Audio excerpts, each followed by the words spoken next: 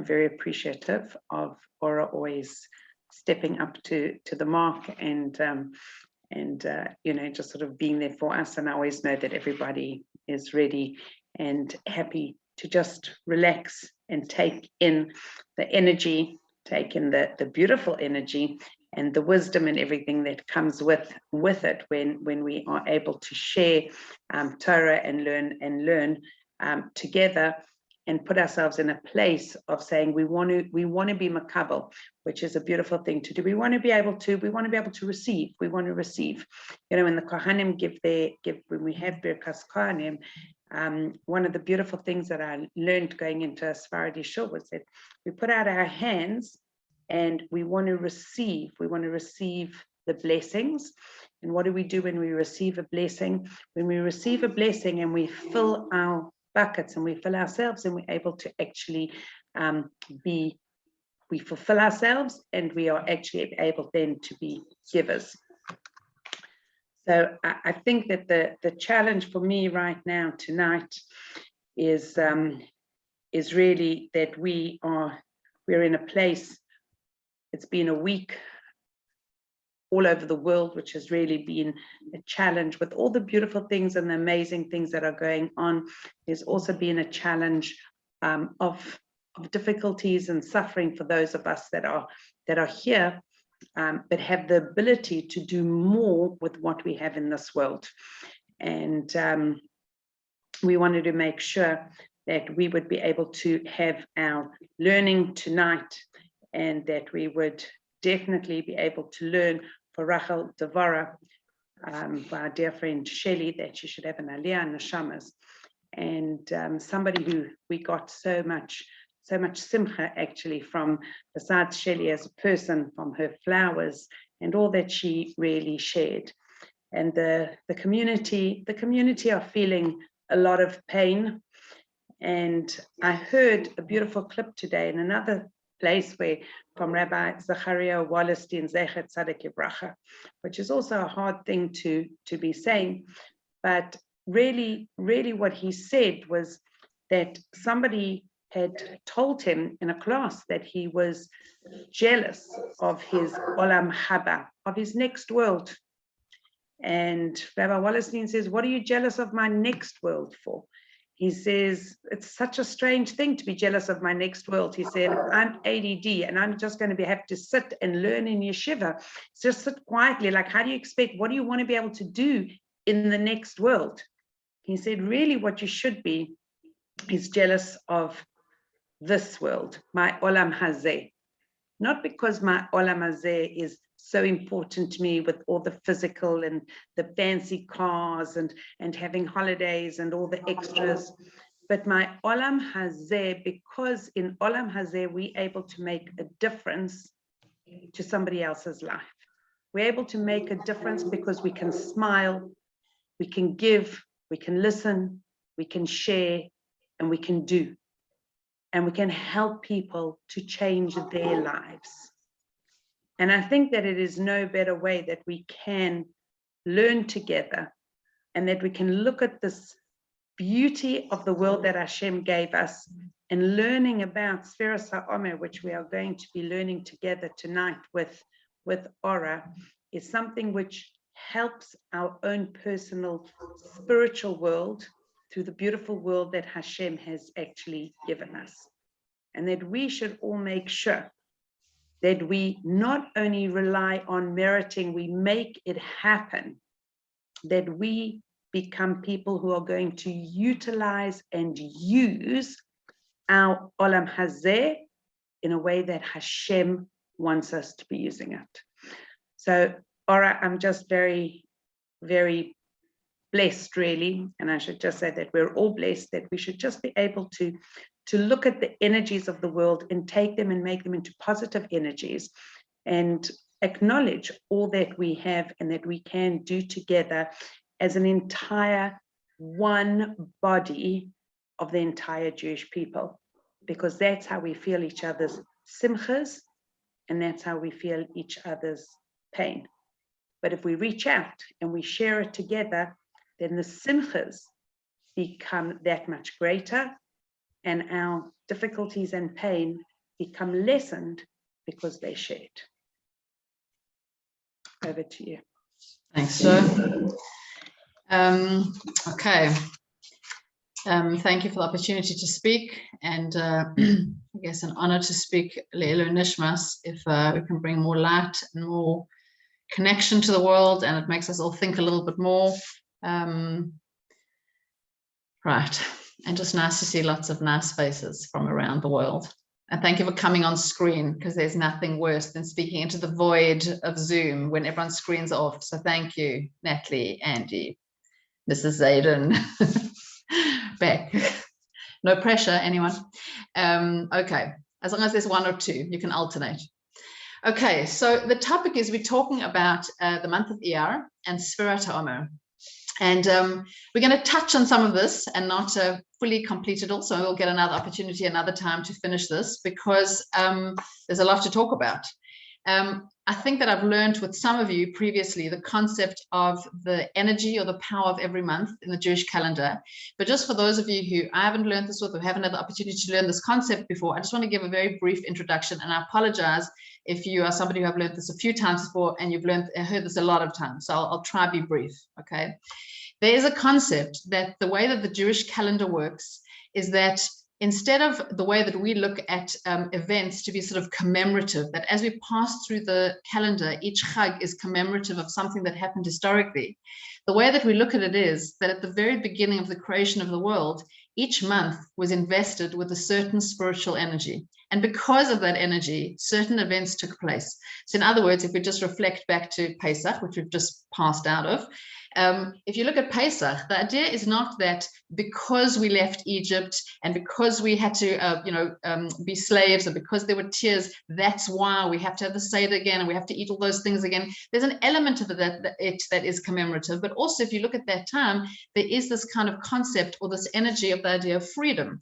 And the idea is meant to be that at the very beginning of the creation of the world, the month of Nisan was created with the energy of freedom. And therefore, as every year comes round and you pass through that month again, that same energy is as accessible to you now in 2022 as it was to the Jews passing through the sea at that time. Now, of course, the freedom that we're talking about in this example is different. We're not living in a time of overt slavery. There's no paro. It's not that kind of situation. But the concept of freedom is very much relevant. Maybe it'll be something to do with your own personal life and things that you need to become free from in order to reach your potential. Or maybe, I think we're living in a time where in terms of Ukraine and things like that, that freedom again has become something that is really, really relevant. And it's interesting that it was particularly over that time. But the idea that in every month, there's an idea that is applicable to you personally now. This is not just about looking back at history. So there's this idea that every month comes with a unique blessing or unique kind of godly light. And our job every month is to make ourselves a vessel for that light. Now, in order to make yourself a vessel for that light, you need to know what that light is. You need to know where to plug in. So it's almost as if with every month that arrives, you have a kind of a plug that you can stick into a socket. And if you're putting it into the right socket, you will be recharged by the spiritual energy that that month has to provide you with, and you will leave that month different. So that it should be that every year, as we come back to that same month or that same chag or the same Sephiroth Omer again, it's not the same. It's not the same because you're different because of what you experienced before. What you accomplished spiritually in that month makes you different as you walk out of that month. And next year, when you walk into the same month, you'll be different because of what you experienced last Nisan. Yes, it's true that the concepts will be the same, but you'll be able to apply it differently. And your life will be different and your challenges will be new. And life will have provided all sorts of different things. So you'll apply it in a different way. You're never finished with this. This is the journey of life. But this is relating very much to this concept of always being in tune with time. It's a very relevant idea in Judaism, this idea of time always being a relevant idea. The calendar, the days, the months, the weeks, Shabbos, Sephiroth Omer, we're always kind of counting something or counting towards something. And here we are really in a very powerful time of counting, from what we've just stepped out of towards Shavuos and the receiving of the Torah. So we want to talk about what is the unique light that's been provided to us right now. How do we become vessels for that light? And how do we open ourselves up to this in a very real and practical way now in today in 2022? Okay, so we want to look at this sort of historically, but also practically in terms of our own personal lives. Okay, so we've just stepped out of Nisan. I'm sure this is fresh in all of your memory that Pesach has just been packed away. and you maybe have had 1 minute to breathe, okay, and people are still kind of recovering from that experience, and maybe you're asking yourself how exactly freedom had anything to do with that, if you felt tied to your kitchen for the last week, but it's deeper than that, okay. But as we step out of this concept of Pesach, we're stepping into the month of Iyar, and we want to talk about what the month of Iyar has to provide us with. So just as the Jewish people had come out of Mitzrayim, they entered a place, or they came upon a place where they were very thirsty, and they came upon a place where there was a well of very bitter water. And Moshe put a tree into the water, and the water miraculously came out sweet. And at that place, Hashem promised that if we followed his ways, it says, the diseases that are placed on Egypt, I will not place on you. And it says, because I am Hashem, your healer. And the words for that are, Ani Hashem Rofecha. And it says that the acronym of that, when that happened, is parallel to this time, which is the acronym for the month of Iyar. So Iyar stands for Ani Hashem Rofecha. In other words, inherent in the month of Iyar is the concept of healing. It's a powerful time for healing. Now, what exactly does that mean? Where's the healing? Well, this is going to take many shapes and forms, because it depends what it means for you. But there's an energy to be grabbed in this month that is something to do with the power and the concept of healing. So think about that and put that to one side. Now, in every single month, and the source of this comes from the Sephiroth, which is the original Kabbalistic work, okay? There is a source for, if you want to really plug into what every month has to offer you, there are many sort of hints. Now, I don't want to go into this in too much detail now, because I don't want to just dwell on the month of Iyar. I want to actually specifically dwell on the Sephiroth Omer. And Joe said I have to specifically dwell on this week of the Sephiroth Omer. So we're going to be talking about this week's theme. But I want to talk just a little bit about what this month has to offer. So normally I dwell on this in a bigger sense, but I'm pulling out of this just some things that I think will be practical for us.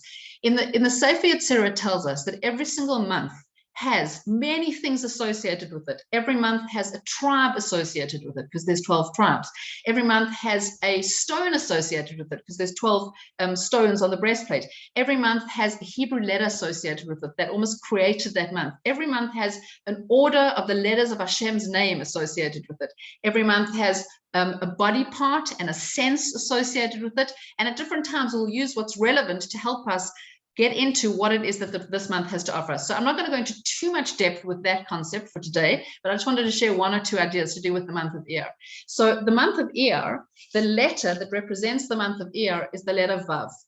And what we know about the letter Vav is that, first of all, the idea, when we talk about letters, that it's very important in Hebrew. I mean, I guess it's important in every language, but in Hebrew, it's very important because we know that every word is not, this is not just kind of poetic. There's a spiritual essence to every single letter in the Torah, because there's a spiritual essence to every word, because there's a spiritual essence to every letter. So it's very important the way something is written, that'll give you not just the meaning of the word, but like the essence of the word. So it says even the difference between the word, if you put the letter in the right place, it would be the difference between the word nega and oneg.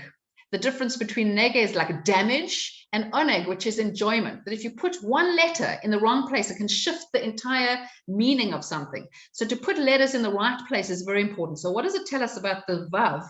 We know that the Vav, we often refer to a Vav in grammatically as Vav HaChibur, which is a special Vav which is used to sort of like join words, to connect things. That what it's telling us is that this letter Vav that represents the month of Iyar is all about connection. That one of the themes of this month of Iyar is the concept of connection. And actually, based on Joe's introduction to this is very timely. I think this is something really to think about what connection means and how much human beings need connection and how we work on those connections. That's just something sort of in the background of this to think about. But the Vav that tells us about connection.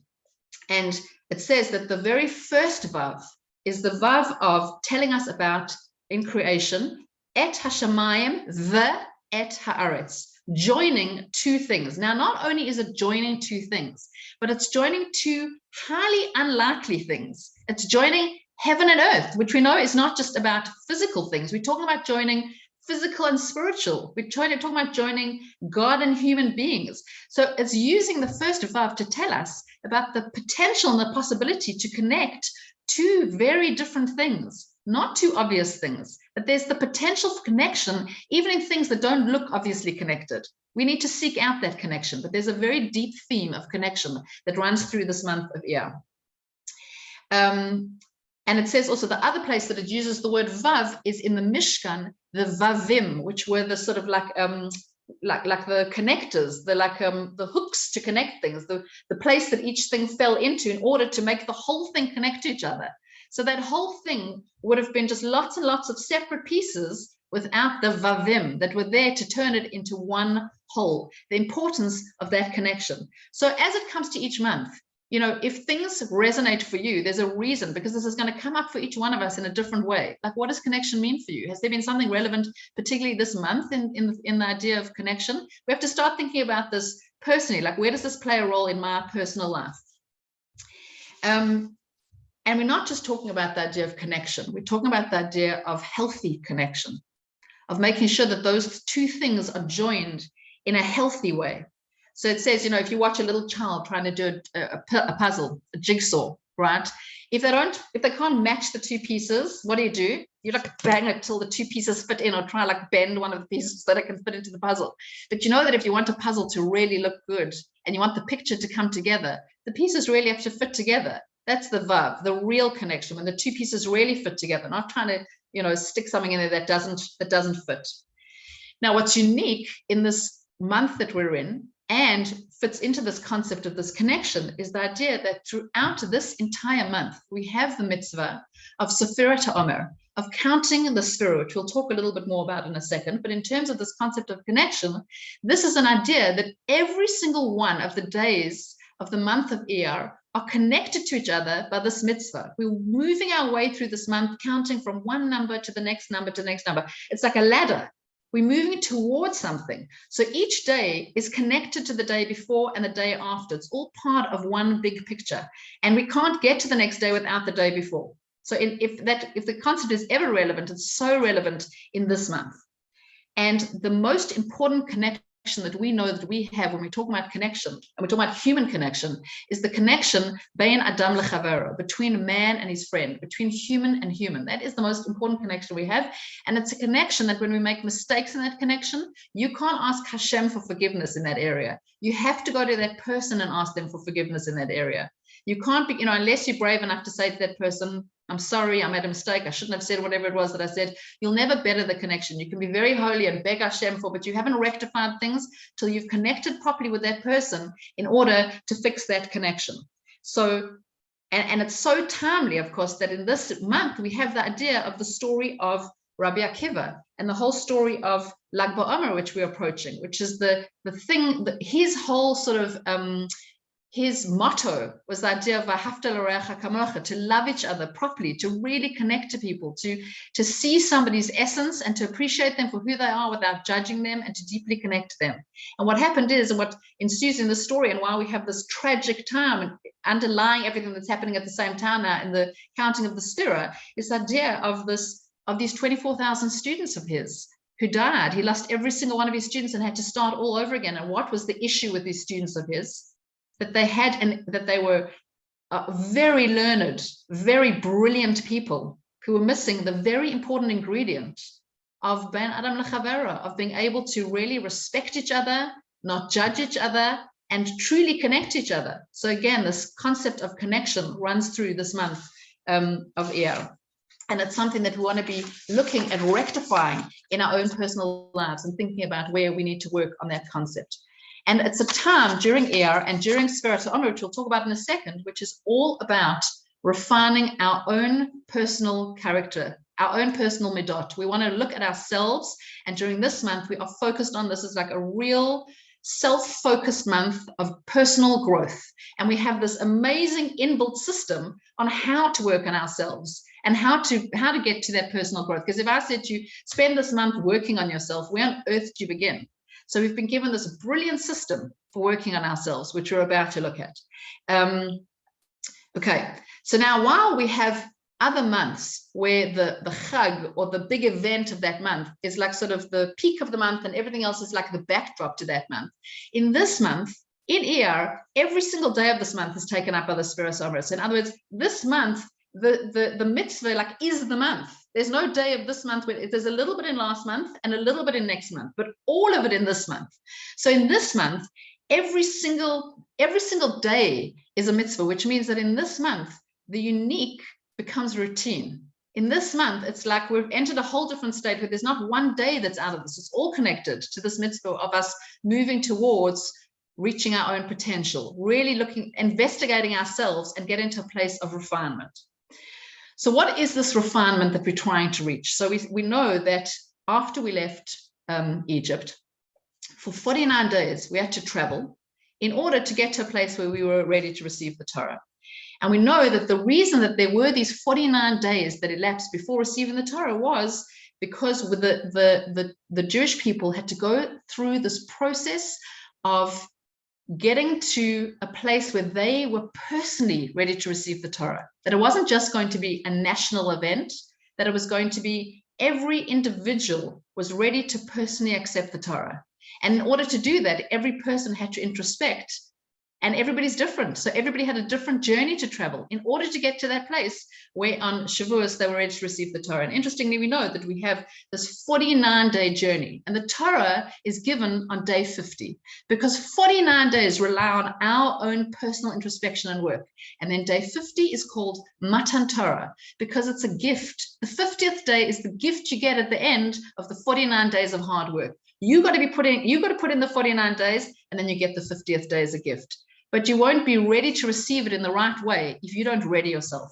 And that's what this time is providing us the context for, is to on 49 separate different elements of ourselves, work through a way of getting to be ready to receive the Torah. So what are these 49 different things that we have to work on?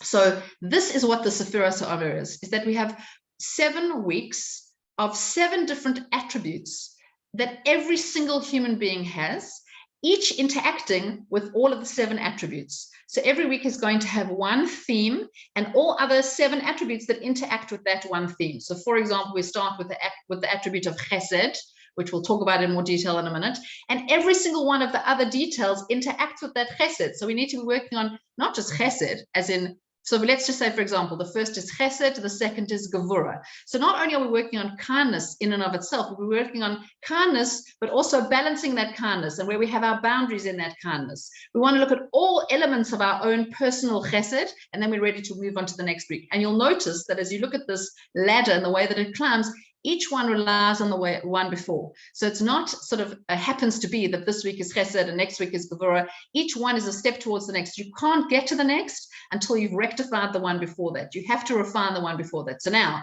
if you've never heard this concept in your life before, and we are now sort of already 19 days into the Sphira, and you feel, oh no, I've like missed those 19 days of self-rectifying and now I'm in trouble. You aren't, because on a spiritual level it happened anyway. But when you're concentrating on it and putting yourself into it, then you're certainly getting more out of it. And if you become aware of it from now, you've got plenty of time still to work on this. Okay, so I'm going to give you just like a summary of what these include, and then we're going to go into detail of 3 of these elements, because we are up to the 3rd of these weeks, which is the week of Tiferet. So we're going to talk about the first 3, and if we get another opportunity another time, we'll move further and talk about others. But for now, let's try cover those. Okay, so very like superficially, without going into detail, the 7 different levels, or the 7 different Sephiroth are Chesed, which means love, kindness. The second week is the week of Gevorah, which is like strength, but like an inner strength, discipline, boundaries. Week number 3 is Tiferet, which is the week that we're in now, which is the week of beauty, harmony, compassion, balance, synthesis, all of those things. We'll talk about that more. The 4th week is the week of Netzach, which is the week of victory, endurance, determination. And of course, by the way, when you tune into all of these, you may notice that in that week, that concept is more real for you. There's something that comes up in that week that's particular to that concept. Look out for it. Week number 5 is Hod, which is the concept of humility or devotion. Week number 6 is Yesod, which is foundation, bonding, or connection. And week number 7, which we are constantly working towards, is the concept of Malchus, of kingship, of sovereignty. We're working towards that place of really integrating all of the other spheres to get to that place of royalty. So as we work through this ladder, you'll see that in the first week, now that you understand what those 7 are, in the week of Chesed, we had an interaction between Chesed and Gevorah, Chesed and Tiferet, Chesed and Netzach, Chesed and Hod, Chesed and Yesod, Chesed and Malchut, and Chesed and Chesed, the most intense aspect of Chesed. So every week is going to give you a look at every one of the aspects surrounding that one midah. And you get to ask yourself very personal questions about all of those elements. Where does this fit into my own personal life? And how can I work on this? And how can I make this better? And isn't it interesting that in this week, a real challenge came up for me in the area of chesed. And now I'm really being challenged. Like, am I compassionate? Am I genuinely compassionate? Do I do this because like this is what expected of me? Or do I really feel that feeling? Do I need to work on feeling a bit more compassionate really and not just presenting like a compassionate? I mean, this is going to bring up lots of questions. And if you want to know where to get these questions from, there's some excellent Sephiroth counting apps which sends you like a message a day, which gives you something to think about on that day. There should be sort of almost like a self-introspection for every single day. When you wake up in the morning, straight after you say Madani, look at what that day's introspection is, and it should be something that carries you through the day so that you can look as your day unfolds. Oh, this is interesting.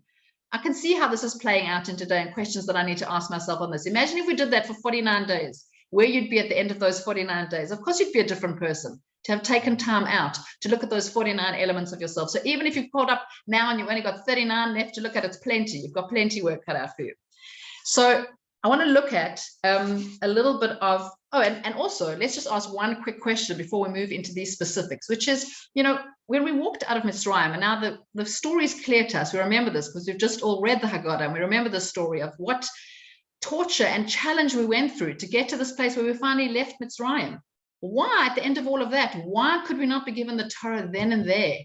So we've just said now, yeah, each person needed to go through this process of earning it. But what would have been the problem if we were received the Torah then and there? You know, if you imagine, and I don't know if any of you have, I can't remember what that book's called. I think it's called Let My People Go. Is that what it's called? It's like got all the interesting midrash. I recommend it for everybody's Seder. If you didn't have it this year, you should buy it next year. I think it's Yosef Deutsch that it's by.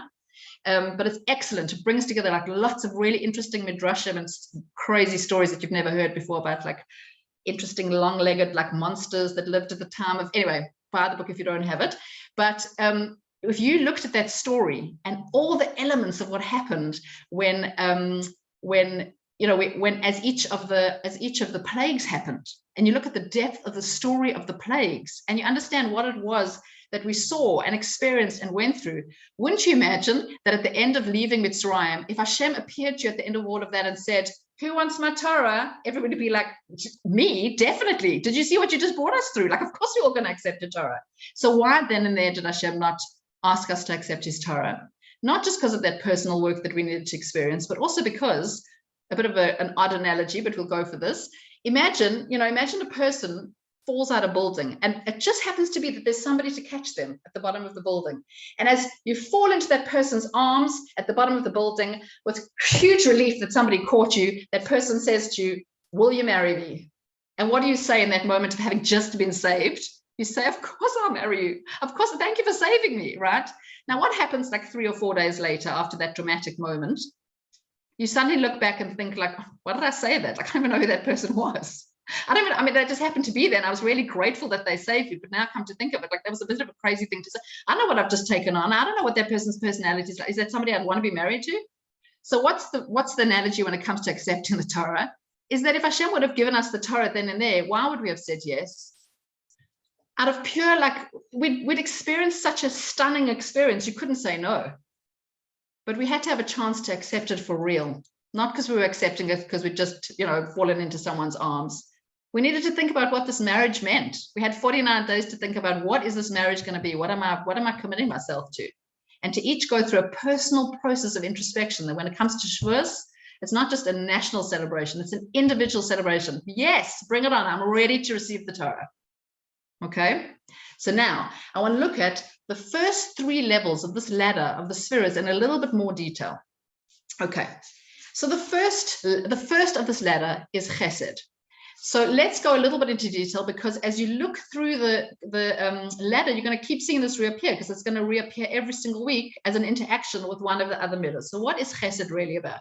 So we would always translate chesed as giving, as kindness, as being kind to somebody, but there's much more depth to the concept of chesed than that sort of superficial idea. So chesed is not just about niceness. The real idea behind chesed, what chesed really means, is to give without a cause, to give for like no reason. That is actually what real chesed is, okay? So for example, when a person works for an employer and the person pays them for their job, that's not called chesed, because that person earned the money. It's just kind of a recycling of that person's action paid off in money. There's no chesed involved in that. There was a cause there, and because that person did work, therefore they got paid. But let's say somebody gives like an anonymous donation towards somebody's education, no cause, no connection to that person. That's the meaning of what chesed is. Now, we'll notice that chesed is the first level of this ladder. And it's very purposeful that this is the first ladder of this level of this ladder for lots of reasons.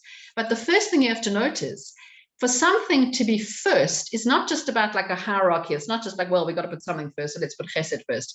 There's something very powerful and important about chesed being the first thing on this ladder, because when something is first, it has a quality that nothing after it has, which is that every action in the universe has a cause, except for the very first one. So the very first thing that happens has nothing before it. Everything that happens afterwards has something before it. So Gevorah has chesed sitting before it. Tiferet has Gevorah and chesed sitting before that. Chesed has nothing sitting before it. So it's coming to teach us a very important lesson, which is that it's the first one, and it's because the concept of chesed is it's there without a cause. It's not connected to anything else. It's the beginning of everything.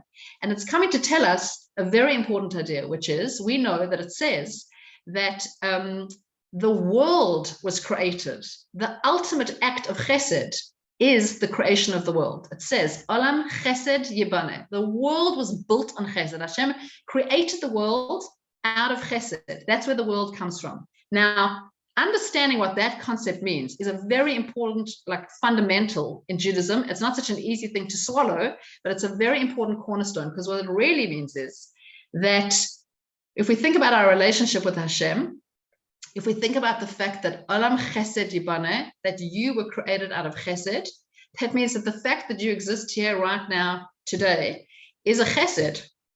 It's a chesed that Hashem put you here. Now, if we live our lives in constant like litigation and negotiation with Hashem, like giving him like deals, right? Then it's a misunderstanding of the idea that your being here is a chesed. Now, we have this concept that we like to often repeat, which is that life, like, you know, it's not fair. It's not fair. But the honest truth is, it's not fair. Life is not fair. It's not built on that principle. It's built on the fact that Hashem did a chesed by putting you here in the first place. And it was unearned. There was no cause. You didn't do anything to deserve to be here. Afterwards, you got to earn it.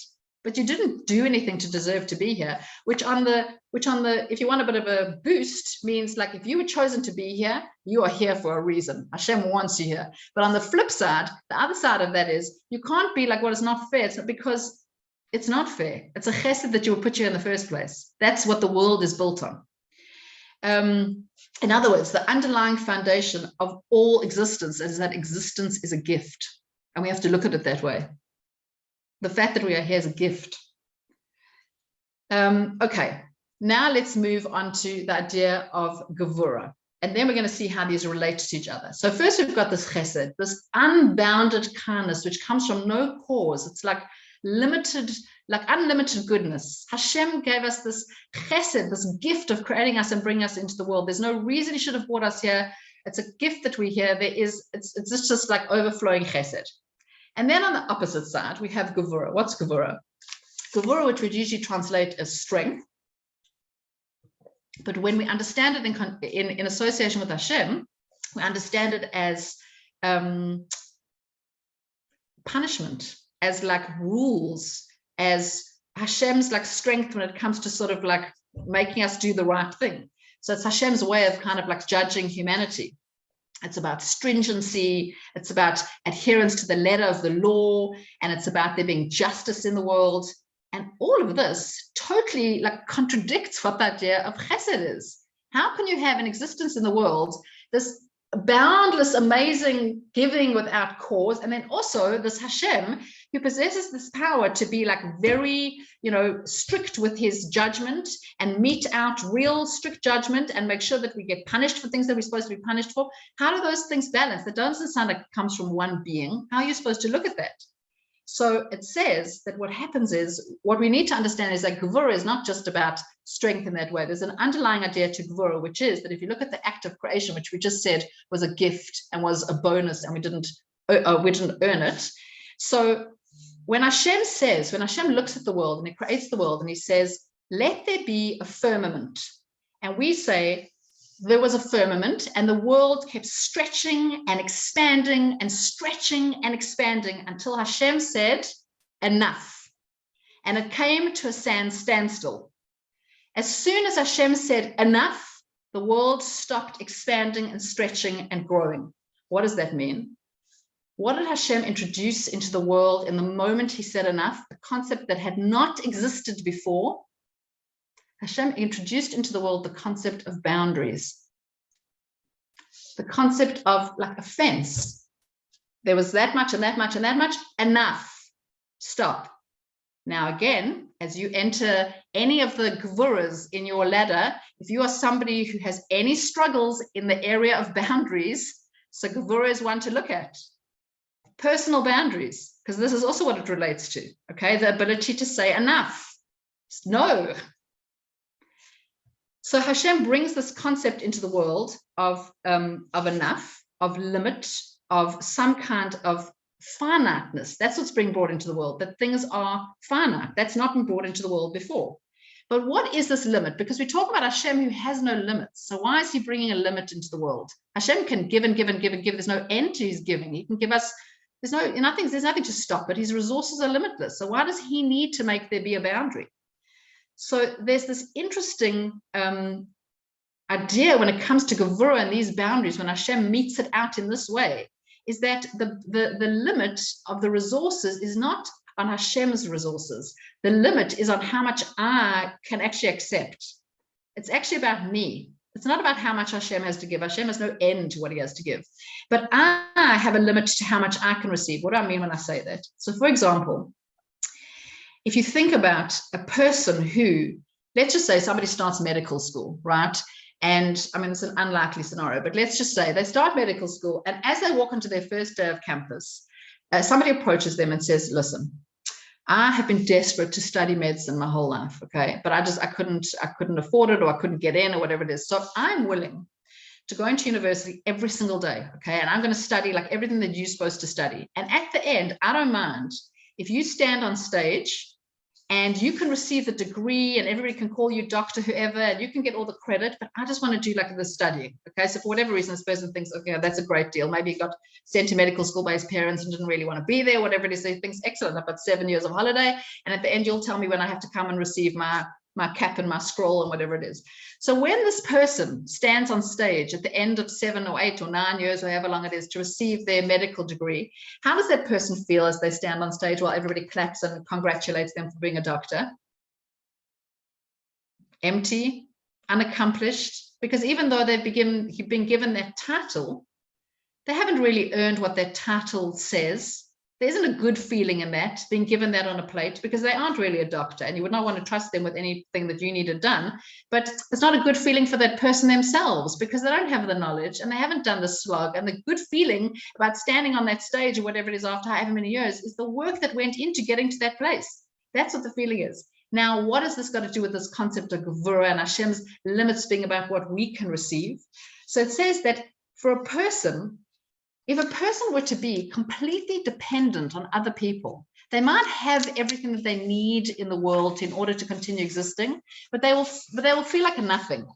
The reason we ever feel worthwhile in the world is when we have something to give, when we can bring something of ourselves, of our own light into the world. That's when we feel validated as a human being. When we get given everything and given everything, if you look at like a newborn, they're not, I mean, they smile, but other than that, they've been given, and that's their beginning stage of life of receiving and receiving and receiving. We would not want to go through our whole lives in that state, because there's a want of a human being to be able to bring some of yourself into the world and to give. And in order to give, there has to be that kind of boundary, that Part of it is about earning your way. Gevorah, the boundary of Gevorah means I'm not going to give you everything. There's no free lunches. You've got to earn it. You put in the work and you earn it. And then when you get to the end of whatever result it is, you'll be able to say, yes, I struggled. I went through that challenge and look what I have to show for it. And you'll feel like a human because of that. That's what the concept of Gevorah is that Hashem limits his resources sometimes in order to get us to a place where we have to earn our own way. It's not just boundless, endless chesed all the time, because it would actually make us into nothings. We wouldn't feel like anything. We'd be like that person standing on stage at the end of those 9 years, receiving the degree, but for what? What's behind it? It doesn't show anything. We know that our feeling, the times we feel most like human in life, the times we feel most in touch with ourselves is when we've had challenges and when we've gone through difficult things and when we've risen to those challenges and come to the other side. We feel like, oh, I did it. I could do it. It's a little bit sort of like running a marathon, right? You get to the end of the marathon. I mean, I can't personally imagine it because I haven't, but I believe, right, that when you get to the end of a marathon, it feels good because you've run the marathon. Not because somebody placed you at the end there sweating and went like, well done. It's because of the pain you went through to get there.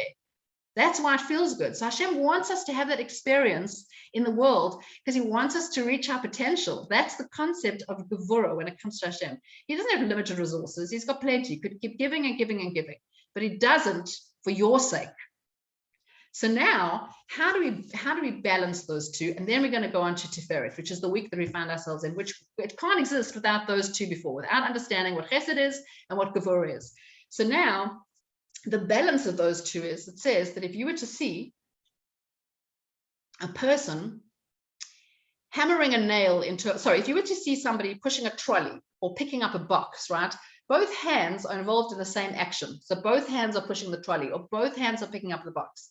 Now let's look at an action which would require one hand to do one thing and one hand to do another thing. So for example, knocking a nail into a board. So one hand needs to hold the board down so that it doesn't move while the other hand exerts effort on it, okay? Or a sculptor who's chiseling out of a piece of stone this beautiful sculpture. So in order to do that, the one hand is holding onto the piece of stone while the other hand takes out of that what's not needed in order to reveal what is needed to make a beautiful sculpture.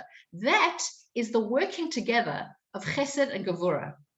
The holding, the restraining, the creating a boundary while giving, while shaping, while forming. And the truth is that in all relationships, there needs to be a balance of Chesed and Gevorah, because a person will feel not human if you put them into a position where you give and give and give and give and you never give them an opportunity to give back or to bring something into the relationship. That's not a balanced relationship. That's not balanced connection. And by the same token, if somebody was harsh all the time and never ever let up and went like, no, sorry, there's no such thing as a free lunch, you're gonna have to earn it for yourself, what kind of relationship does that create? So for example, in parenting, that's the constant like balance in parenting. You know, if you gave everything to your child, you'd give them no independence. They would never be able to do anything for themselves because you gave and you gave and you gave and you gave and you carried them. But on the other hand, if your approach to your child is going to be like, sorry, there's no free lunches, or figure you're on your own, that's going to create a person who doesn't know how to make relationships with people. So the balance between those two is the holding back, but the pulling towards. And in fact, you know, we know that like the idea of chinuch of a child is meant to be that always with one hand you're pushing away, and with one hand you're pulling towards you. That is Chesed and Gevorah in action. And in all our relationships, we need to find a place for that. So now we are entering the week that we are in now. This concept of Tiferet ends on Shabbos. So we're still very powerfully in this theme. So think about this till the end of this week, and we will have covered like all of these too. But of course, you're going to see these pop up again because there'll be Chesed, Gevorah, and Tiferet in every single week. So then you'll be able to think about what those mean in conjunction with whatever middah is the focus of that week. So what's Tiferet? Tiferet is translated as beauty, glory, compassion, synthesis, balance. Now, all of these things actually have what to do with each other. It's not just lots and lots of nice words, okay? What this concept actually means is that it's like the mediator between Chesed and Gevorah. It's like the one that balances the two out. So how does that happen? So it says that it actually refers to the word Tiferet as like middle, the one in the middle. Now, if you look at the word middle, what it sounds like is a compromise. It's like a little bit of this and a little bit of that. I took a bit of Chesed and a bit of Gevorah and I put them together and there you have Tiferet. That's not what Tiferet is. Tiferet, which is harmony and balance and synthesis, is taking those two things and creating something brand new out of them. It's not just a bit of this and a bit of this. It's creating a whole new thing out of these two elements. So remember at the beginning when we said that we want to, the same, that vav that joins heaven and earth. What's the thing in the middle? Is Tiferet. Tiferet is like the balance. So it's taking these two unlikely things and bringing them together to create something brand new out of that, a whole new creation out of that. So the example that it gives, sorry, one sec. The example that it gives is it says, imagine that in every country has, under the leadership of either its king or its president or its prime minister, whoever it is, it's going to have an outlook, or sort of the thing that they need to access the most is safety for their people, is longevity for their people. They need to protect their nation. Okay, so how do they go about doing that? So it says the duty of every prime minister or every president or every king is going to be to make sure that he has a few different state departments. Now, one of those departments is going to be the department that works on building pleasant, friendly relationships with all the friendly nations around it. Okay, and there is going to also be a defense department who works with all the nations who are not so friendly towards it. Okay, so now if you walked into the department whose job it is to befriend all the nations around it who it's friendly with, you would get the impression, or their ethos is, everyone's a friend. Everyone's a friend. We just need to work towards finding a way to make friends with everyone, but everyone's a friend. And if you walk into the defense department, what impression will you get? Everyone is a potential enemy. Even your closest ally can become your enemy like that, right? So how do you know who's your, you've always got to be on the lookout. Anybody can be your enemy. Now, how do those two work together as two state departments? How do you have one department who's everybody's a friend and one department who everybody's an enemy? So how does a country work? So it's the job of the king or the president or the prime minister, whoever it is, to not look at either of those two as an end in and of itself, but to look at those two with a higher purpose. What's the higher purpose? Survival of this nation. And in order for this nation to survive, sometimes there are going to be some people who are friends, and sometimes there are going to be some people who we need to defend ourselves against. And in each and every separate example, we're going to have to approach it differently. When we're dealing with this nation, we'll deal with it like that. When we're dealing with this nation in this situation, we'll deal with it like that. So it is the higher power, which is Tiferet in this example, which can take that and that to create something new. Not just sometimes we'll pick this and sometimes we'll pick that. That's how you run a nation. That's how you get to the higher place. That's how you step one rung up beyond Chesed and beyond Gevorah to Tiferet, which is the balance of that. And what's real balance? Tiferet is associated with Yaakov. Each one of these is one of the others, but it says that Yaakov is associated with Tiferet because what Tiferet really is emes. Tiferet is truth. When you sense something has balance, the reason you sense the balance is because it comes from a place of truth. And when you're sensing imbalance in something and it doesn't sit right, it's because the basis of it is not coming from a truthful place. It's not emes. And we should trust our gut on that. If something seems like it's not sitting properly, look into why that is. But that's really what Tiferet is, and that's the week that we're in now. So without having time to go into what every single day you should be thinking about when it comes to that, think for yourself about where your balance is when it comes to that. Where's your balance in your chesed? Where's your balance in your gevorah? Even in those individual things, do you have balance in chesed? Are you too much? Are you too little? Where's your balance in your gevorah? Do you have no boundaries? Do you have any boundaries? Each one of these things demands an individual look.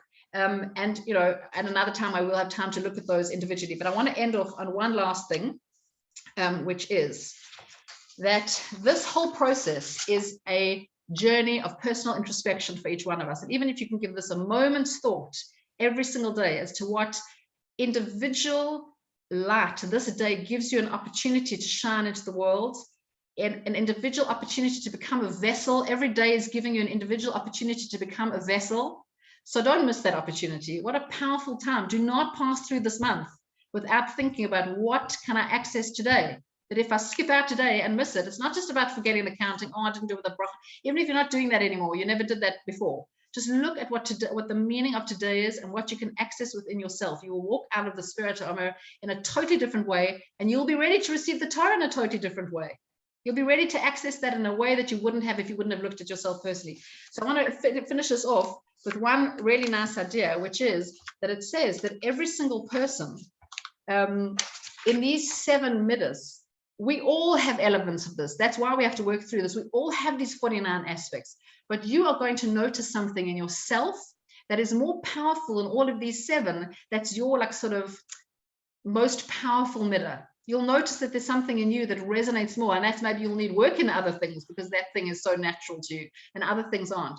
So it's actually, there's an idea that says that in these 7 middos, which are kindness, severity or boundaries, harmony, perseverance, humility, foundation, and royalty, every soul possesses all 7 of them, but one of these is going to be dominant, and it's going to shape that individual's soul in their unique service of Hashem. So if you can find which is most powerful for you, that has a lot to do with your avodas Hashem. And all of our avodah is different. We're not supposed to be all doing the same thing, because that's why we came here with different personalities and different talents and different abilities. So just a description of this from a soul perspective, just something to think about in case any of this resonates with you. It says, the chesed person, the chesed soul, the person who this is more your thing than anything else, it says is a soul. You have to think about how you translate this into the service of Hashem. So a chesed person is a soul whose service of Hashem is characterized by a lot of like flowing love and giving. And this kind of person they find it easy to overflow with love for their fellow person, to be not judgmental, to be accepting, to be a connector. That's that person's like talent or ability or a way to bring Hashem into the world. The person who's a Gevorah soul is a person who serves Hashem with awe, with like a passion. They're a person who's disciplined, who has high expectations of themselves and others. So let's say you find this in 2 children of yours who are so different in this. Well, they have different souls. They're here for different ways of serving Hashem. They're not supposed to be the same as each other. The Tiferet, the harmony and the balanced soul, is the person who's achieved some kind of synthesis of this kindness and severity in the world. And it's accomplished through the study of Torah, because that is where you find the MS. And Tiferet is also the source of the soul's capacity for compassion, real compassion, like really feeling other people's pain. That comes from Tiferet. Netzach, which is perseverance, is a soul who is constantly battling and struggling, but is ultimately triumphant, which is interesting because some people will have that journey. Hod, which is humility, is the soul who is willing to sort of put themselves aside to allow themselves to be overwhelmed by Hashem's goodness and Hashem's presence, will like sort of give themselves over to Hashem. Yesod, which is foundation, is the soul whose unique talent is establishing giving relationships. Now, giving can be in lots of things. It can be intellectual, it can be physical, but a giving kind of relationship or connection. And the last one, which is Malchus, which is royalty, is the soul who serves its creator in a majestic manner, who connects with that idea of Hashem's constant presence as a king and is able to serve Hashem in that way. And we need to work on all of these elements, but all of us will find something that resonates more for us than other things. And if you can find that thing that gives you a hint in your work of your service of Hashem, that's a great thing if you can find that. It's a little bit of your mission in the world, and it's really hard to find that. So that's a good hint as to what that is. But may each of us be able to move through this process of the Spirit of Omer and this month of Iyar, bringing in this concept of divinity. I mean, it's all tying to each other. It's a month of the concept of healing. It's a month of the concept of connection, of this counting and connecting each day as we grow higher and higher in ourselves till we reach our full potential and we're ready to receive the Torah. And that we bring those ideas into the world of healing, and that healing comes through connection, actually. That real healing comes from a place where we're able to connect with each other, and we're able to connect with each other for real. And we can only connect with each other for real when we're real with ourselves. And we work through those 49 levels of who we are to get to the truth of who we are. Some of those things are hard to face. It's not always easy to admit our faults and our dark places. When we're real with ourselves, we can be real with other people. And that's where real connection comes from, and that's where real healing comes from. So may we each have a meaningful journey through the Spirit of Omer to really be able to stand on Shavuos and receive the Torah for real in our highest place. Amen, amen, amen. Beautiful, beautiful, and thank you, thank you. And I'm going to do Hafrashas Challah. We'll see if anybody has any questions. I just always feel that in this week, I just have to share the Rebbetzin Hella Gottlieb in just the few sentences in understanding this beautiful thing also of Tiferet, to add to those, just inspirational, honestly, Iyar, that we're all going to be saying Modani, okay, what today? You know? Good. And it's a definite thing, and we really do try and have a look, and there are a number of sources and books available to us, and I also send out every day a little, well, not every day, every couple of days, something on that meta which we work with. So she says that beauty is created through the harmony of contrast, and that is when we make the match. When we become people of truth, of emet, then our words, our thoughts, and our deeds all match. And we can understand that it's only humans who can actually tell a lie. And the reason for this is that only humans have the possibility of creating themselves in a certain way. And the words of the Maharal, she says, the Maharal of Prague says, we actually give birth to ourselves. When we lie, we succumb to our animalistic desire for comfort and ease. When we tell the truth, we reconnect to Hashem's transcendental reality, and we choose to become authentic human beings. And I think that that is something which is so beautiful. And if we can have that as a focus of something that we're all going to be doing together, and know that all of us have our work, which is really what is so incredible, that it's all there, and that each and every one of us have our work, and really together we can create the full unity and the full picture, because we all have the different things to add and to share and to give to each other. So, you know, there's nothing that we can do by ourselves. And that's why we can't accomplish Klal Yisrael, the Jewish people, on one nation. And we can only do it when we all put in all of our resources. I'm going to grab my dough. If there's anybody that wants to ask a question, please do.